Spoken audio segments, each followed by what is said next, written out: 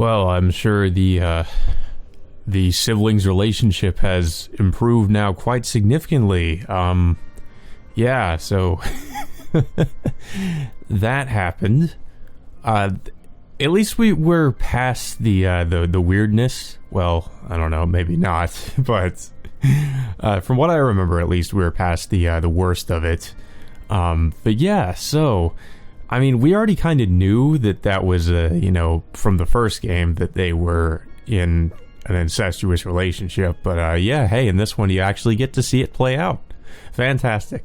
Okay, so Satsuki arrived at the Kuria clinic all by herself. Since the clinic was just down the stone steps from the shrine, she didn't need to worry about getting lost. But since she had been trying not to slip and fall on the steps, her knees were a little weak by now. Phew. She exhaled and started walking again. She stood at the entrance and rang the bell. Hello. Oh, Sachin. Naori was the one who opened the door. Hello, I've come for a physical today. Hey, can I do the examination? I see. Naori pointed to a door a short ways away. That's the clinic entrance. This is our front door. Oh, I'm sorry. Well, not like there's much difference. Oh, and it's not locked, so don't worry about ringing the bell. I see. Sorry about that. She bowed her head to Naori and entered through the other door. So you went to the house door instead of this one? So, the director said with a laugh.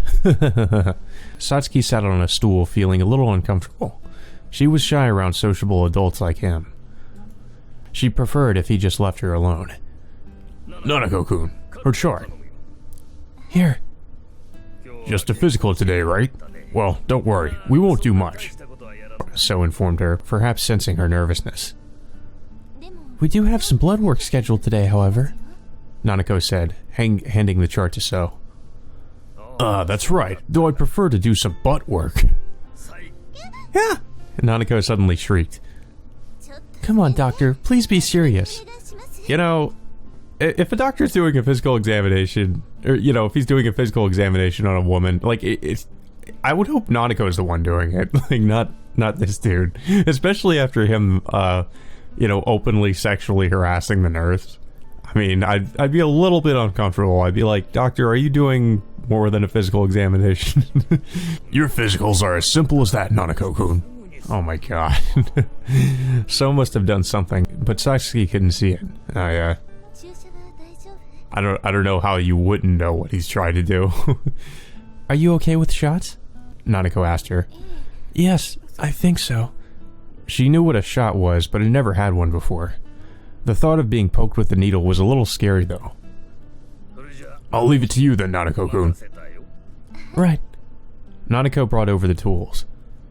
May I see your arm? Of course. She rolled up the sleeve of her kimono and stuck her arm out.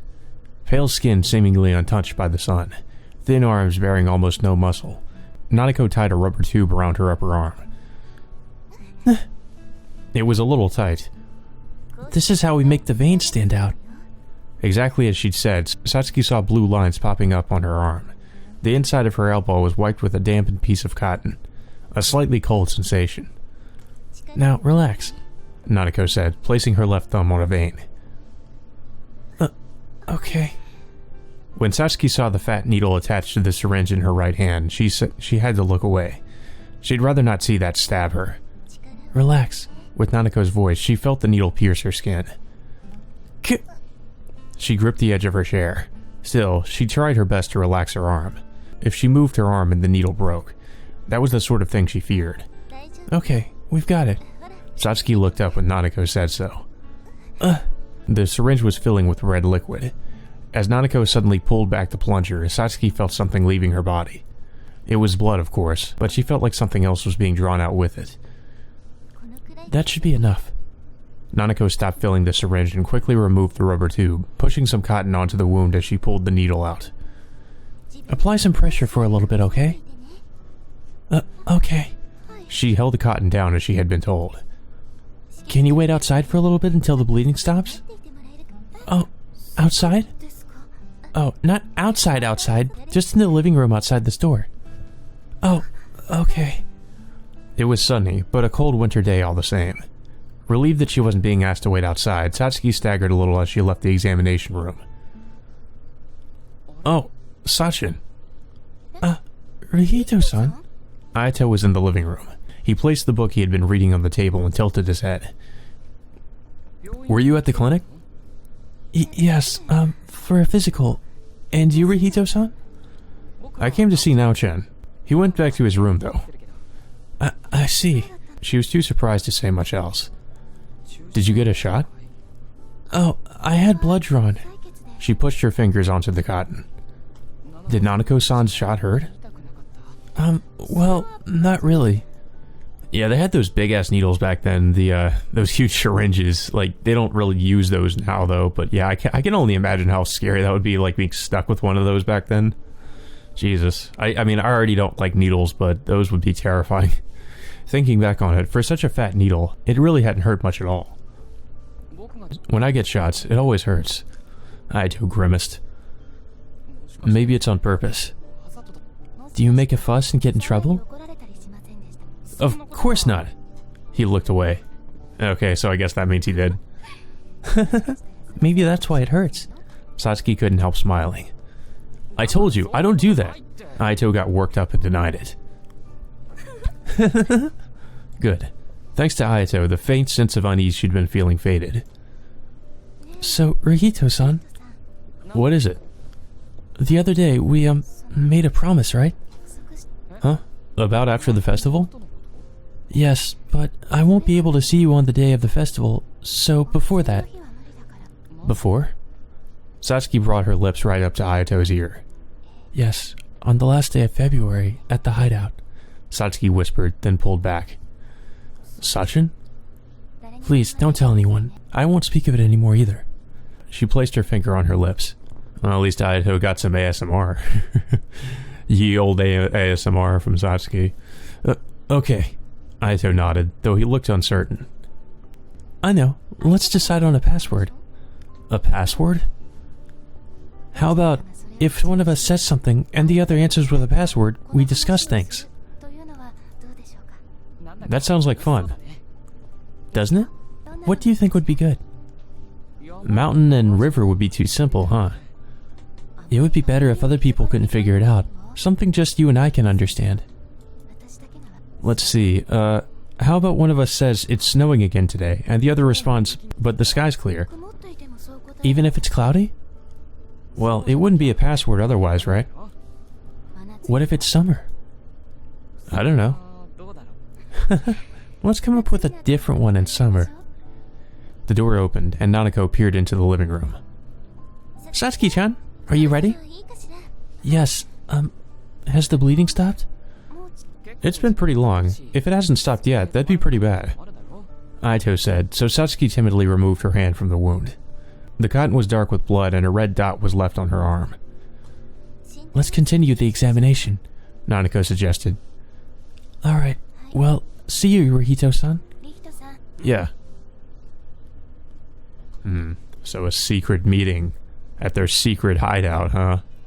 This is starting to sound a little bit, like a little bit suggestive. I wonder what's going to happen here. A room with a wooden floor inside the Shigusa shrine. Karen sat on the floor with Yu and Meguri.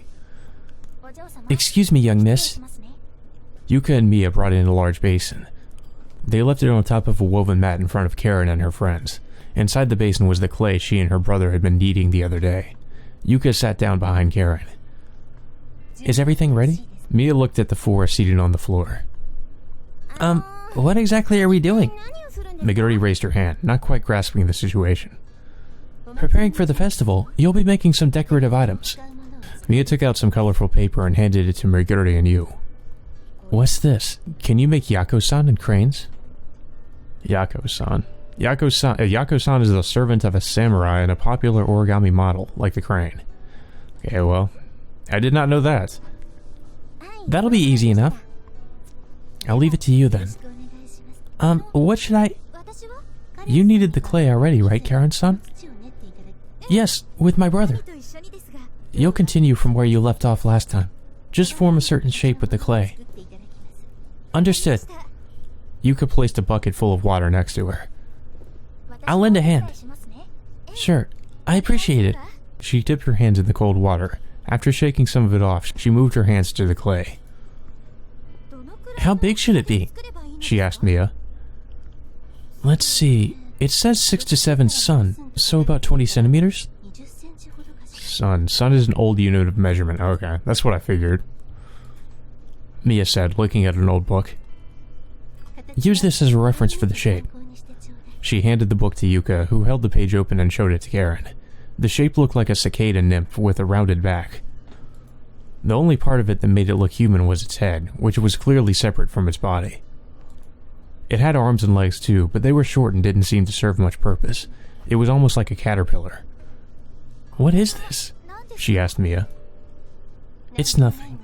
It couldn't be nothing, of course, but that was Mia's answer. That's a little bit suspicious. This looks sort of difficult. I'm not very confident I'll be able to recreate it well. It doesn't need to be perfect. Just try for a similar shape. Is that so? It should be expected to be well made, she figured, if it was going to be used for the festival. Well, I'll leave it to you. Mia left the room with a bow. Oh, Hina, what is it? Meguri glanced over, an origami crane in her hand. I'm not really sure. So you're making something else then? What is this? Yu murmured, looking at the book Yuka was holding. Don't ask me. I'm not sure, but do you think this could be Hina-sama, perhaps? Yuka said, timidly. Hina-sama? The thing displayed in Ohina's house? It's inside the household shrine, so I've never seen it. Supposedly, Hina-sama brought fortune to those who worshipped it. The Hinagami family were the only ones in the settlement allowed to worship it. And you're making a new one? But is it really okay for me to make it? Well, you're a Hinagami, so it should be fine, right? Of course, there was no way for these girls to know if they were right. But I've heard that if you worship it in the wrong way, you'll be cursed. Karen froze as she was about to touch the clay. Nothing so unscientific as curses would actually exist, right? Oh, Hina, your voice is shaking. And anyway, if the problem is with the worshipping, then the making shouldn't have anything to do with it, right? Hopefully. Meguri launched a paper airplane made with the origami paper. It was over a decade ago, but I hear the curses actually happened before. I've heard the same thing. It was long enough ago that we may not have even been born yet, right? So, who died? I don't know the details. My grandma won't talk about it after all. Well, I'm not doing any worshipping or anything, so I won't be cursed. Karen shouted and grabbed the clay, beginning to knead it. Without a moment's delay, Yuka placed a wooden board beneath her hands. She used her body weight to soften the clay. She was able to shape it easily, perhaps because it had been kneaded once before already. Please show me the shape, Yuka-san. Yes, young miss. Yuka held the book up so that Karen could see it easily. Like this? Karen piled the clay on the wooden board in a crescent and formed it into a basic shape. Do you need the spatula? Yes, if you would. She took the spatula from Yuka and started scraping the clay away, forming the legs. Is it a chicken wing? No, it's not. But, well, it doesn't look quite like the picture. Meguri and Yu exchanged glances. I'm not finished yet. Karen decided to ignore her and immerse herself in her creation. She silently scraped away the earth, forming the shape. The other two seemed to be concentrating on their origami as well. Completed origami figures lined up around Meguri and Yu. The origami crane. Things like cranes, Hina dolls, and even Tamari. Oh, we already know what Hina dolls and Tamari. Hina dolls would be the sort of dolls displayed for Hinamatsuri. Tamari are dolls typically made of recycled material from things like kimonos. They were originally toys mothers would make for their children, but have become more like art objects now. Okay, yeah, because I think that's I know what balls they're referring to. I just didn't know what they were called. Young mistress, can you make a goldfish? It's the same as a helmet in the beginning, so... You started folding. Karen glanced over. Come on, young miss. Yuka prompted her when her hand stopped moving. Right. Karen wished she were doing origami too. Why do I have to make this creepy thing? If only her brother were here too. Young miss? Pardon me. I have to use the restroom. Karen stood and left the room. There were no bathrooms in the Hall of Worship, so Karen left the building and headed toward the shrine office. She walked toward the rear of the office to use the back door, then stopped. "Father?" Shizuru was there. "Please do so." He was talking to someone. Karen hid in the shadow of the building and watched him quietly. "Yes, I will." It was Saya. The mood between them was intimate, and Karen felt as though she was witnessing something she shouldn't. "What a sinful gentleman you are." Saya's voice sounded provocative. "I couldn't run a company without being aware of that." Hey! Karen yelped in surprise when a gob of snow suddenly dropped down right next to her from the roof. Shizuru ran over when he heard her voice. "Karen, huh?" Father." His expression was more frightening than she'd ever seen before, but it was only for an instant. "Can you stand?" When he reached down to Karen where she sat, his face was already back to normal. Yes. Why are you here, Father?" "For a meeting about the festival." Saya had already disappeared. "Are you sure that's all it was?" Maybe she'd gone in through the back door. "I see." She had no way to refute that excuse, even if Shizuru had never once expressed an interest in the festival in several years. Oh, well, that makes it even more suspicious. Don't tell anyone what you just saw, okay?" "Huh? Okay." Her father's expression was no different than normal. Shizuru brushed the snow off Karen's clothes and walked off. "Father?" What was he talking to Saya about? What was he doing with Saya? Her curiosity was limitless, but she couldn't tell anyone about this. Shizuru was bereaved of Karen's mother. Saya was unmarried.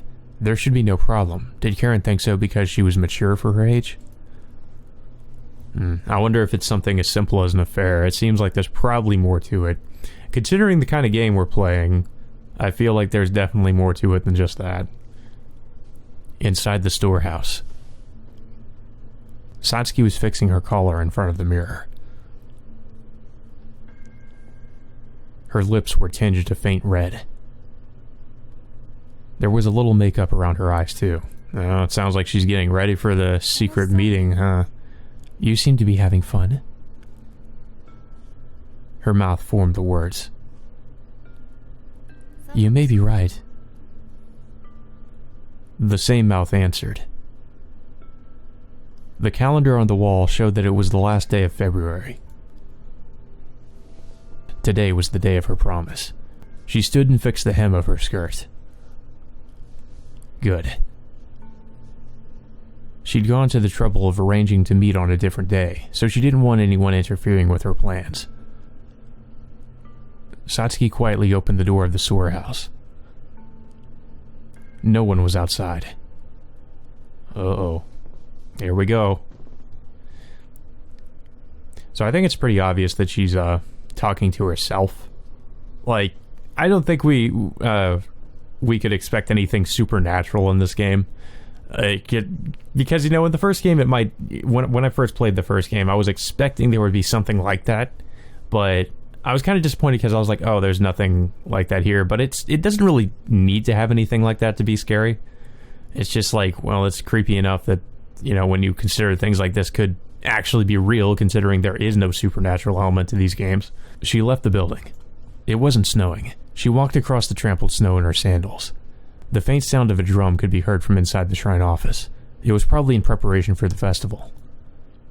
The shrine grounds. There was a pile of lumber clean of snow, perhaps for use in the festival. She heard there would be stands, albeit modest ones. There would also be a stage in front of the Hall of Worship. There, the Miko would offer her dance, the main purpose of the festival. She descended the stairs toward Kamihina. Oh? Aito was at the crossroads. He carried a paper bag in his hands. I brought some candy, caramels, and mizuame. Mizuame, literally water candy, a sweetener made from potato or rice similar to corn syrup. The more you know. Wow. She peeked inside the bag. There was a red box of caramels and a bottle inside. Well, shall we go, Sachin? Let's. The two walked side by side toward Hidari Hina. And then old man Saizo yelled at me for wasting my money on sweets. They chatted as they climbed the hill. Wasting your time fooling around when the country's in this state? But that's got nothing to do with us yet, right? You're right, Satsuki agreed. But he'd have just lectured me again if I had tried to say anything, so I apologized and ran off. Aito put his hand on the door of the hideout. Huh? It won't open. There's snow packed into the frame. Satsuki pointed to the bottom of the door. Snow had been blown into the door by the wind. You're right. Hold this for a second. Handing the paper back to Satsuki, Aito crouched down and scraped at the snow. Ugh, it's frozen. You could try using this. She picked up a pointed shovel that was leaning against the wall. Its tip, which had been buried in the snow, had ice on it too. Thanks. Aito hit the ice with the tip of the shovel. Shards of ice flew about. Just a bit more. Satsuki slid the door. It creaked noisily and opened just a little. Keep moving it, would you? Sure. The ice stuck to the door frame was scraped away. Finally, it opened wide enough for one person to pass through. After you. Alright. She turned sideways, holding the paper bag, and entered. Aito took his scarf off and opened the windows for ventilation. First things first, we should start a fire. He fished some matches out of the paper bag. Satsuki scraped out the remaining charcoal from the ash in the hibachi. They lit some newspapers and placed the charcoal on top. This will take some time. If you're cold, you could get in the futon over there. What? She turned around. The futon was still sitting on top of the tatami. It was the one thing the young mistress, Futami Yu, had brought. Oh, your kimono might get wrinkled. I don't mind that, but aren't you cold too, Rihito-san? Okay, I can see where this is going. I'm fine, Aito said, watching the hibachi. Dude, just say you're cold. But... Satsuki couldn't help thinking Aito was just trying to act tough. He huddled over the hibachi, shivering now and then. Nevertheless, his gaze was fixed on the small fire kindling in the hibachi, watching to make sure it didn't go out. Rihito-san? Satsuki called out to his back. What is it? Isn't it cold by yourself? Satsuki took the folded futon cover and placed it on Aito's shoulders. Huh? Ignoring Aito's surprise, she ducked under the blanket next to him. We'll be warm like this. Isn't that just sweet? I can't wait to see how this ends in tragedy and murder. Death and tragedy. That's the name of the game. That's how it was in the last game. So how's it gonna happen here? Sachin. Look, the fire's going out. She interrupted Aito before he could continue and pointed at the hibachi. Oh, right. He put another newspaper in the hibachi. His arm brushed against Satsuki's body when he moved. The charcoal burned red, but due to the peculiarities of the hibachi, it wasn't as if the room warmed up right away. They naturally huddled closer together. Are you still cold? No. Satsuki shook her head. What should I do? She couldn't think of anything to say. Just having Aito next to her was enough to make Satsuki's mind go blank. It was all she could do to hide her pounding heartbeat from him. Sachin? Yes? Satsuki squeaked in response to the voice whispering in her ear. Want some? He took shrimp crackers based in sweet sake out of the paper bag. They're good if you put the mizuame between them. Sure. They look good. The crackers were light orange, round, and roughly the size of her palm. Huh? The mizuame is all hard, Aito grumbled, jamming some chopsticks into the bottle. Should we heat it up? Satsuki took the bottle and placed it on top of the hibachi's tripod. They sat stiffly after that and waited. They were silent again. She chewed on a cracker given to her. It was a mix of sweet and salty. She glanced over and Aito was chewing on a cracker too. If we eat them now, we'll probably run out before the mizuame melts though. Aito chuckled. What else did you buy? Other than the caramel, there's pongashi and kanpeito. Oh, may I have some kanpeito? Yeah, kanpeito are like candies. I don't think I really need to read about that. Yeah, of course. Aito fetched the package of kanpeito from the bag. Thank you.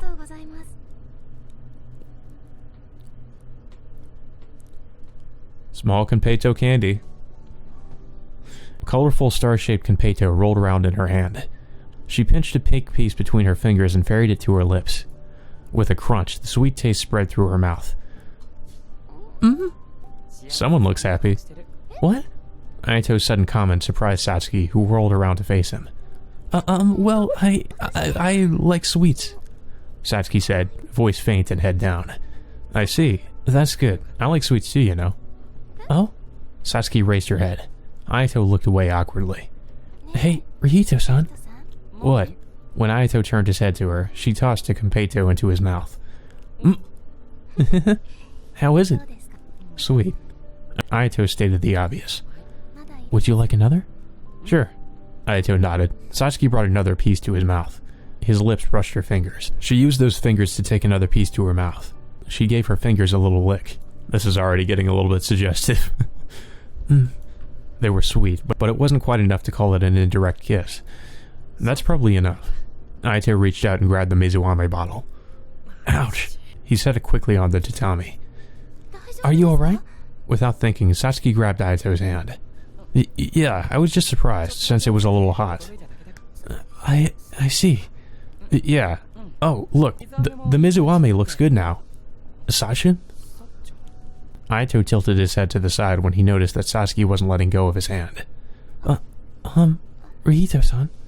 Satsuki was frozen, staring at Aito's fingertips in her hands. Were they a little red from burning them just now, or were they always like that? She didn't care one way or the other. Oh my god. Oh my god. This is getting a little bit ridiculous. She took Aito's finger into her mouth.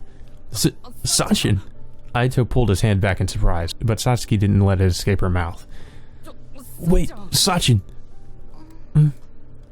Satsuki released his finger from her mouth. For a second, a bridge of saliva connected them. Oh my god. It wouldn't do for you to be burned. That was Satsuki's excuse. Yeah, okay, sure. An excuse was all it was. She realized she had just wanted to feel him more. Oh my god. Yeah, okay, so this is about to turn left. Sachin, Aito-san. She called his name and pressed up against him. Okay, I feel like we're gonna need to skip this pretty soon. She could hear his heartbeat. It was as fierce as an alarm bell. Are you aroused? Okay, okay. She asked, placing her palm over his heart. I can't help it, okay? Aito looked away. Even his earlobes were bright red. Oh my god. My heart is pounding too. Okay, well, it's always fun to try to skip through those. Especially since I can't just fast forward like I could usually by using the control key trick. The two lay sprawled out on the futon. She hadn't put her kimono back on yet, but she wasn't cold lying next to Aito. Oh, the Mizuame. Aito glanced over at the Mizuame bottle. It's all hard again. Oh god, what is she referring to? Abandoned on the tatami, the Mizuame had cooled down again and was just as hard as it had been before. I wonder what else is just as hard as it had been before. Maybe it's still... Aito stuck a chopstick into the bottle and stirred it around vigorously. Yeah, it seems okay. Why does it seem like this is all just innuendo? He put some of the softened Mizuame onto one of the crackers. Here, Sachin. Thank you. She munched on the cracker given to her.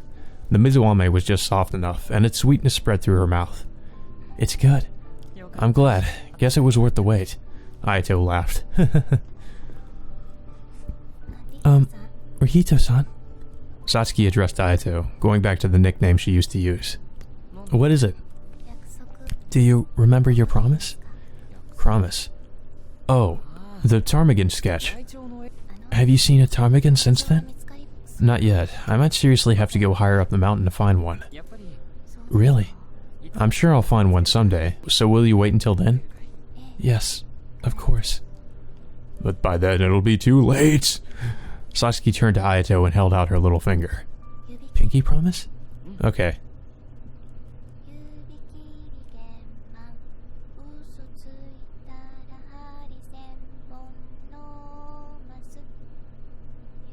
Oh, how cute. Was she just singing? That caught me off guard. I was like, okay, I didn't expect that. March 3rd came. A stage had been constructed in front of the shrine, and stands were lined up along its sides. Casks of sake had been brought in and were being served to the visitors. The settlement was buzzing with energy now that the yearly festival had come, or rather, now that the true festival that only came every decade or so had come. It's time to sacrifice to Hina-sama. What, you're not going to the festival, Nanako? Nope, I'm here on standby all day and I'm busy tonight. I'm sure someone will drink too much and slip on the steps. Maybe they'll roll all the way here. I somehow doubt that. Nanako laughed. Are you going with Aito-kun and your friends, Naori? Yeah, that's the plan. They should be here soon, I think. What about you, Grandpa? I'll be standing by with Nanako-kun. Yuzuru said he was going to make an appearance as a member of the family, though. Don't do anything weird. I won't let him. The door to the examination room opened and Yuzuru peeked out. Nori, the little lady from the Futami Inn is here. The young mistress? Good morning. You entered the living room as if switching places with Yuzuru. Morning. Guriko's not with you? I think she went to get Ohina and Rihito. You sat in a chair. Guess we're just waiting for them then. I guess so. Oh, right. I think Fumiya and Chizuru went too. They already left? The festival had just started, and there probably wasn't anything to do yet. Chizuru-chan wanted to take some pictures. It sounds like they can't have many big festivals in Tokyo these days. Well, times are tough. So muttered. You start thinking you're not involved in stuff like wars when you're in the middle of the mountains like this. We have fewer visitors from outside, though. Grandma was complaining that the inn usually fills up for the festival, but we've only got a few guests this year. Well, it's not like the festival means anything to outsiders. What do they even come for? It may be a private festival, but it's a tradition that's been going on for hundreds of years. It's only natural that people from outside would come to see it. I suppose that's true. The door opened as Nanako nodded, and Aito's group came in. Hey, you're here. Good morning, Nao-chan. Ah, so you came early, young mistress. Yeah? Well, let's go. It feels a little cramped in here with all these people. They came to the steps of the Shigusa Shrine. The people of the settlement climbed the steps. Oh, Old Man Saizo. Hey there, you whippersnappers! Saizo grumbled, bamboo broom in one hand. What are you doing? What's it look like I'm doing? I'm sweeping the snow so that the old farts don't break their necks. He wasn't very polite about it, but he was doing what needed to be done. That was just the kind of person Kuki Saizo was. Now get lost. I'm sure they've got some sweet sake even for you brats. I suppose we should get going. They slipped past Saizo and headed up the steps. Time for the festival. Fun times for everyone. Or not. I'm waiting for the dark plot twist to happen. It's like, actually there were murders. Hey, Ohina. Meguri addressed Karen. What is it? Did something happen to Rihito? Huh? Why do you ask? Doesn't he seem different? Meguri lowered her voice. I haven't noticed anything. Karen tilted her head. Maybe she's just really dense. She spent every day with him, but hadn't noticed anything particularly out of the ordinary. I wonder. Maybe it's just your imagination. Maybe he's in love or something. Uh-oh. You interjected from behind them to say something outrageous. What? What do you mean? I thought it was just an appropriate thing to say. You retreated a few steps when Meguri shot her a glance more harsh than she'd imagined she'd get. With whom? I wasn't actually serious, Ohina. Or was she? Maybe it's me, since I was the first to notice. I doubt it. Nisama hasn't brought you up at all lately, Yuriko. Jesus. I know, but being shot down so directly kinda stinks. Just to reiterate, I didn't mean it. If you're that curious, why don't you just ask him? Naori suddenly joined the conversation. It's got nothing to do with you now, Chan. Want me to get Rihito over here? He glanced at Aito, who was walking a little ways ahead of them. No, thank you. Just joking. Naori laughed. Did I miss a joke? Even Aito had joined the conversation now. It's nothing. Yeah, it's nothing. Karen and Meguri concurred. Oh? Aito continued up the steps with Naori, not suspecting a thing. He didn't look particularly in love, huh? Yu sighed. Oh my god. It seems like Guriko is the one who kind of has that women's intuition going on, like she notices these things. Maybe Yu does too. And then like Karen is just really dense. Like I guess she doesn't pick up on these things. There were stands on both sides of the road to the shrine, and a large stage had been erected in front of the hall of worship. I guess this is a festival with the Miko after all. It sure wasn't this big last year. Well, Saya-san was offering the dance as a stand-in last year, right? The stage wasn't this high either. So it's this different with the Miko, huh? Come to think of it, I don't see Sachin anywhere. Naori deliberately emphasized Satsuki's absence. Oh, he must know too. Well, Sachin's probably pretty busy today, right? Aito sounded somewhat distant. You're not gonna invite her to hang out with us? Are you seriously asking that now, Chan? It's not like we know for sure she's the Miko. You've got nothing to lose, so you might as well ask her, right? Naori pushed Aito in the direction of the shrine office. Aito entered the building unsteadily. Well, it won't work out if she's the Miko, though. The possibility was pretty high. You think Sachin's the Miko after all? You asked him from behind. That's what I think, at least. Well, it's not like there are any other candidates. There's nobody like that from outside staying at the inn? They're all old men. Have you heard that all the guests of the Shigusa family marry into the Hinagami family? I heard from my grandma. She told me not to tell anyone, though. Oh. So there's some kind of arranged marriage going on, huh? I only overheard this, so I don't really know if it's true or not, but apparently whenever there's a Miko, there's a guest too. Is that so? Even so, that didn't mean that the Miko and the guest were necessarily the same person. Don't you think you should keep theories like that to yourself? Loose lips sink ships. Don't spread these rumors around the village or you might get murdered. All the old people would probably yell at me if they heard. He let out a wry smile. People were very sensitive about things like this, perhaps because the settlement was deep in the mountains. Especially when it came to the leaders of the village. Even if we exposed the truth, it's not like we'd get anything out of it. I'm happy enough just hanging out with my friends, like... Naori pointed. Aito and Satsuki walked out of the shrine office. Hey, Sachin! Hello, everyone. Satsuki bowed her head. Thank you so much for inviting me today. It's nothing, and Nisama was the one who invited you. For whatever reason, Karen seemed dissatisfied. The festival doesn't happen all the time, so the more the merrier, right? Right. You agreed with Meguri. So, what should we eat first? Aito surveyed the stands. Deep in the mountain like this, there weren't the sort of street performers or hawkers that showed up at festivals at the base of the mountain. All the stands were run by familiar residents of the settlement. I want some takoyaki. What about you, Ohina? Maybe some cotton candy? Meguri and Karen headed off toward the stands. And the young mistress? I think I'll have a candied apple. Rihito and Sachin? I'll have a... What do you want, Sachin? Huh? I don't really know. So I'll have whatever you're having. How about a candied apple? Sure. Satsuki nodded. I bet Sachin doesn't know what a candied apple is. Naori whispered to Aito. Maybe. Think she'll be surprised? Is something the matter? Satsuki stared at the two of them, head tilted to the side. It's nothing. Aito jogged over to Satsuki and took her hand, heading to the stands. I sure hope Ohina and Guriko don't see that. Should we hold hands too? No, thanks.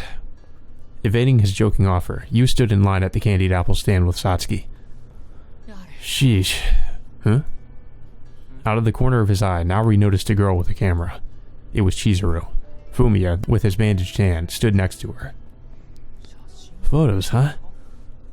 Wonder what she's planning to do with pictures of this tiny little festival. A little while ago, he saw some pictures of festivals in Akasaka and Kanda that looked far more lively and interesting. Now, Chan.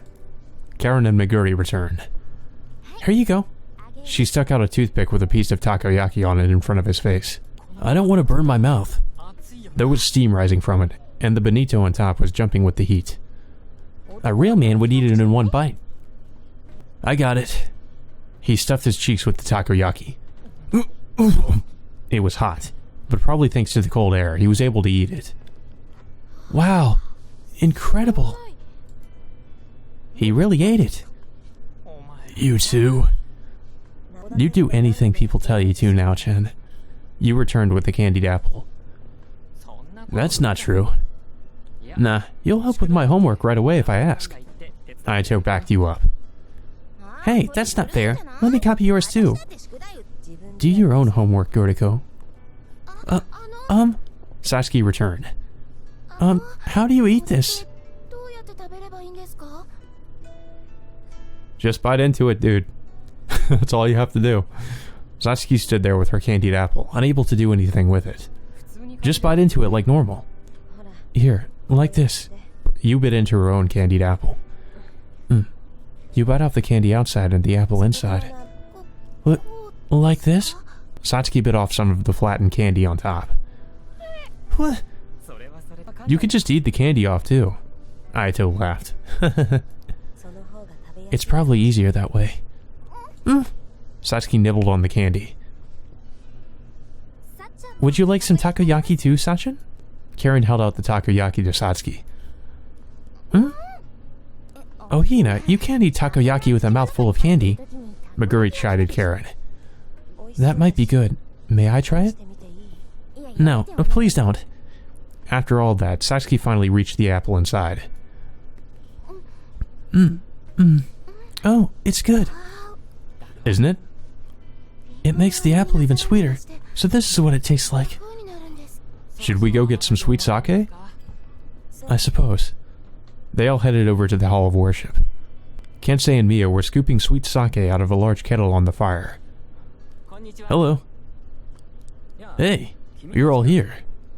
We came for some sweet sake. Alright, form a line then. They lined up like she said. Oh, you too, Satsuki-san? Yes. Satsuki lowered her gaze a bit. 1 cup per person. They received steaming porcelain cups from Mia. Thank you. He brought the cloudy sweet sake to his lips. There was a sweet taste, and a feeling of being warm from the core. Phew. Really warms you up, huh? Karen and Meguri nodded to each other. When's the dance? Naori asked Kensei. After sunset. We have to prepare some things beforehand. Guess we'll wander around until then. Not that it's really big enough to wander around. Well, if Higurashi has taught us anything, it's typically after the festival when bad things start to happen. Ayato grabbed Satsuki's hand and pulled her out of the crowd. Rihito-san? Let's walk around on our own for a bit, Ayato murmured, facing away from Satsuki. Alright. She gripped his hand. Is there anything you want to look at? She looked around at the nearby stands. Most of them were food stalls. Oh, what are they selling over there? Satsuki pointed to a stand selling something other than food. I don't know. Want to go check it out? Sure. The two headed over to the stand together. It appeared to be selling accessories. Oh, it's the officer. Howdy. Takayama, the police officer, was tending the stand, still in uniform. Should you really be doing stuff like this, officer? I was asked to watch the stand for a little while. Ah, so Sai-san asked you to. What? No. It's not that I'm doing it because it's Sai-san. I would help out any citizen if they need it. Satsuki ignored the flustered Takayama and looked over at the goods being sold. Little things like wood carvings, hair ornaments, and chopstick rests. Little wood carvings like this have always been popular around here, I guess. Is that so? She picked up one of the carvings. It was a precisely carved snake, coiled around itself. It's the year of the snake, Takayama explained. It's so detailed. I've tried it a few times, but I'm no good at it. It looks difficult. She returned the carving to the table. Sketching is way easier. Is it really? Both seemed equally difficult to Satsuki. Well, I have been doing it forever, I guess. Ayato scratched his head. This kid climbs up on top of the police station just because the view's good, Takayama said. Be careful you don't fall, okay? I know. Perhaps embarrassed, Ayato leaned over as if to escape Satsuki's gaze. Oh, look, don't you think this would look good on you? Oh, a hair clip? Ayato grabbed a hair clip with a flower on it. Satsuki messed with her bangs. Since her hair was very long in the front, a hair clip would probably come in handy. Here, try it on. Ayato moved around to Satsuki's front and fiddled with her bangs. She backed up reflexively. What's wrong? Oh, nothing.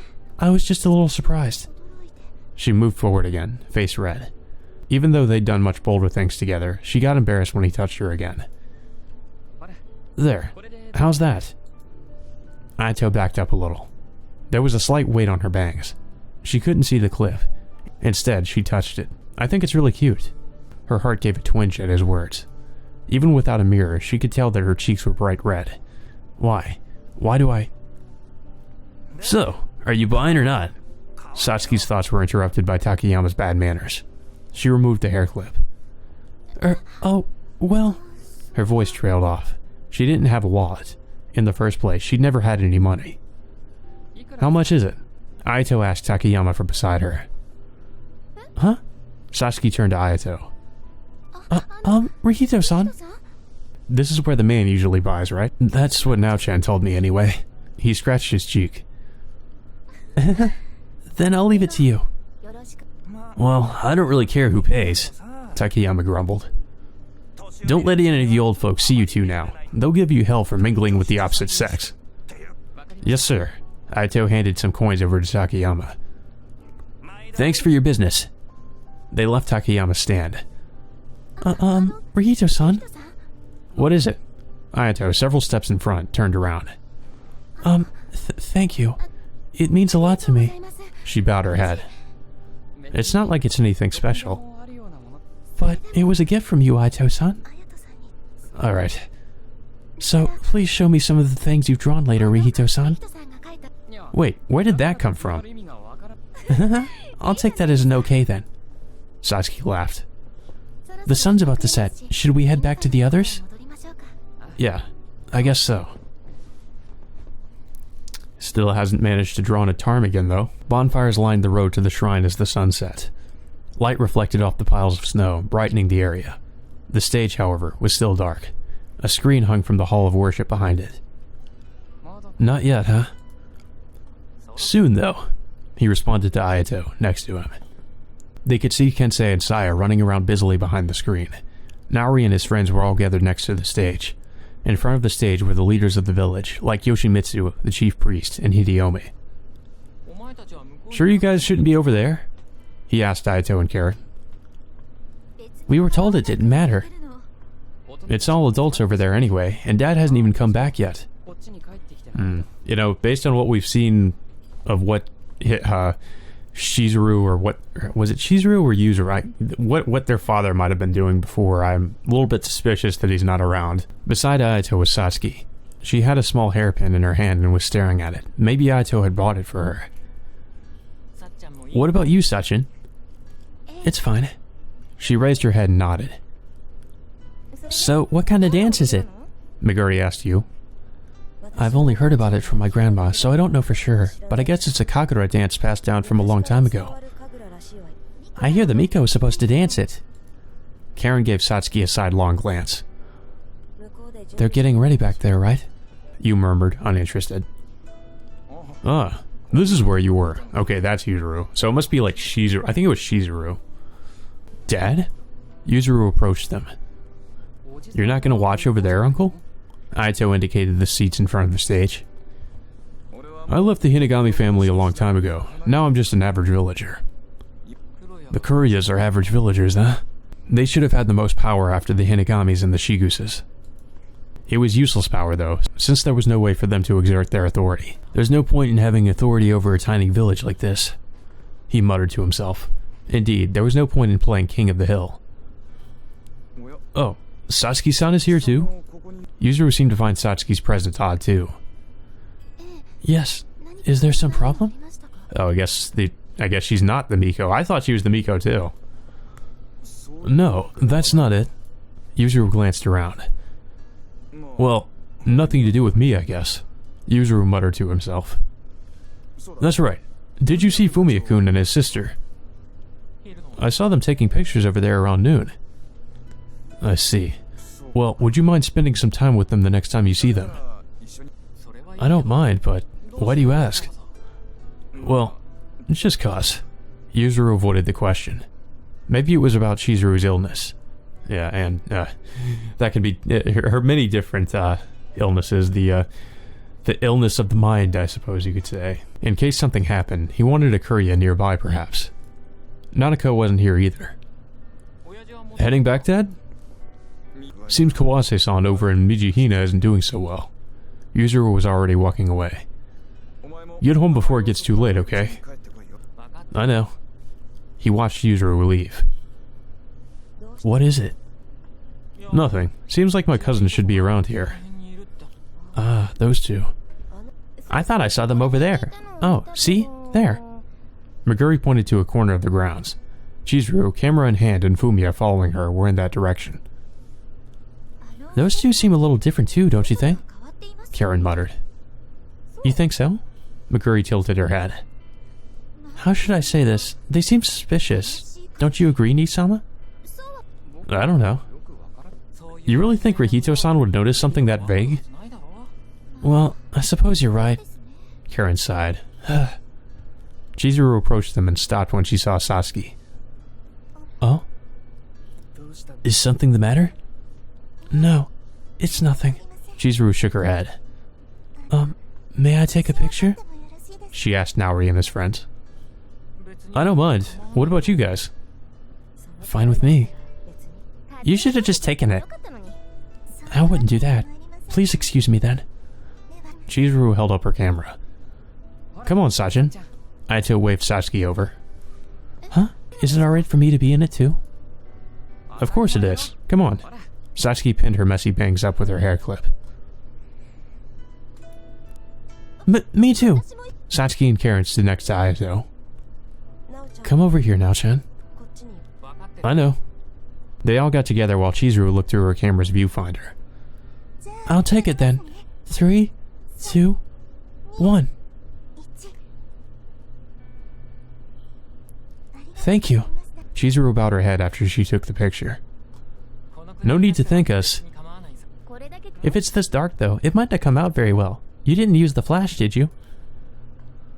It doesn't have one, and it'd be rude to use it when it's so dark anyway. I suppose. Suddenly, the atmosphere changed. The noisy grounds fell silent. Is it starting? Naori and the others looked up at the stage. The stage was dyed red by the light of the fire. Kensei beat a drum in the corner while Saya played the flute in another. The screen and back lifted and Mia led the Miko out onto the stage. An Oni.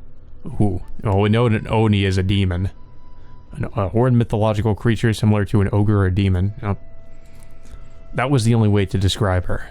A Miko with long disheveled hair and a demonic mask proceeded to the center of the stage. Her feet moved slowly with the beat of the drum, as if to glare down at each and every person looking up at the stage. Of course, he couldn't see the Miko's eyes from here. The mask couldn't change its expression, but she still exuded an indescribable tension. The Miko's feet slid across the stage, or rather, he didn't even know if she was really the Miko. Naori stole a glance at Satsuki. He had been convinced she was the Miko, but she was frozen, staring up at the stage and watching the Kagura dance. I guess I was wrong. And even if the demonic mask came off and the dancer's face was revealed, no one could say whether or not she was the Miko. The glimpses he could see of the nape of her neck and hands made her seem like a young woman, but Naori couldn't say that he was sure of what he was seeing on the dark stage. The Miko raised a gohei, wands decorated with paper streamers. The tone of the flute rose. The gohei swayed as if writing letters in the air. Naori didn't know the meaning of the movements, but the adults in front of the stage watched attentively. It must have had some meaning. He wasn't even sure how many people knew that meaning, though. The sound stopped. Ooh, is that a bad omen? She just, like, falls on her face. The Miko stopped and prostrated herself in the middle of the stage. Oh, okay. The sound of hyoshigi. Wooden clappers used to announce the beginning of a performance, such as a play. Yoshimitsu, the chief priest, climbed up to the stage. A large cup was in his hands. He set it in front of the Miko. The Miko slowly rose. She looked down at the cup, swinging the gohei. She took something out of her sleeve. Isn't that... Yu raised her voice slightly. You know what it is? I think it's the clay doll Ohina made. Oh, the creepy Hina-sama clay doll. The Miko held the clay doll in her hands and crushed it. Clods of earth fell into the cup. What is she doing? This must have been the ceremony, but he wasn't sure what it was supposed to mean.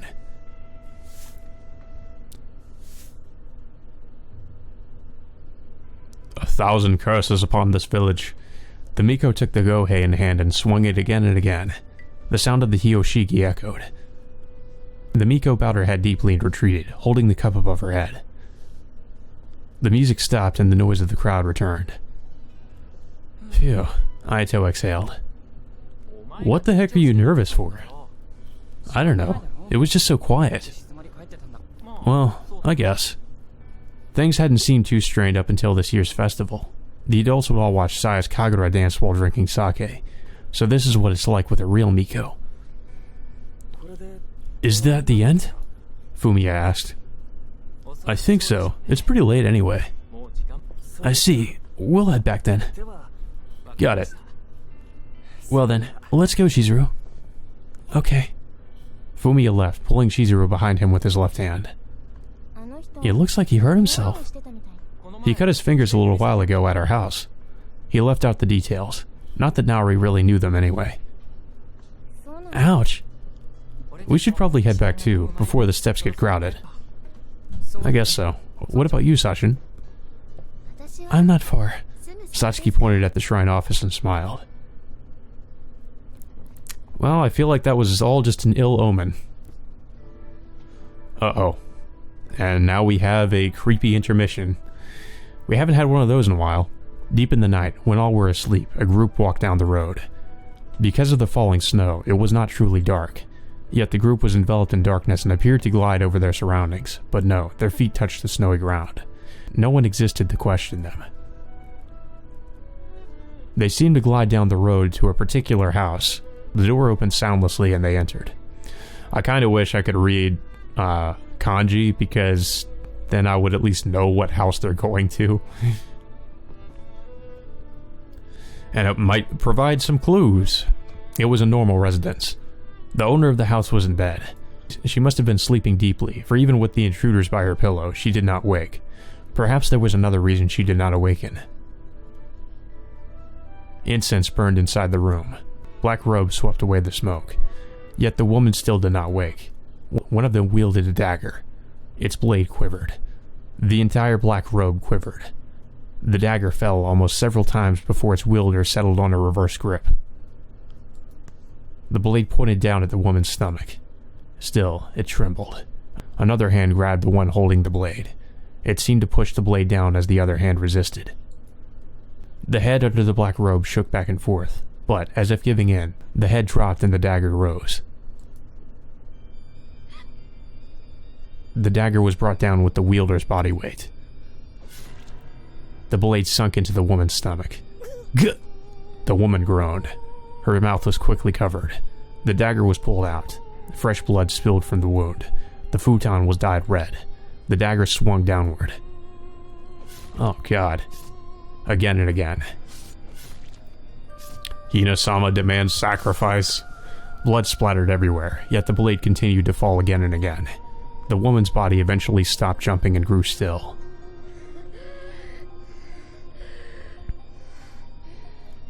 The black robes rested for a moment.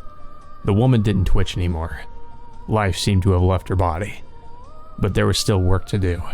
The dagger rose again and plunged into her abdomen. The new limp flesh was sliced open. Oh god.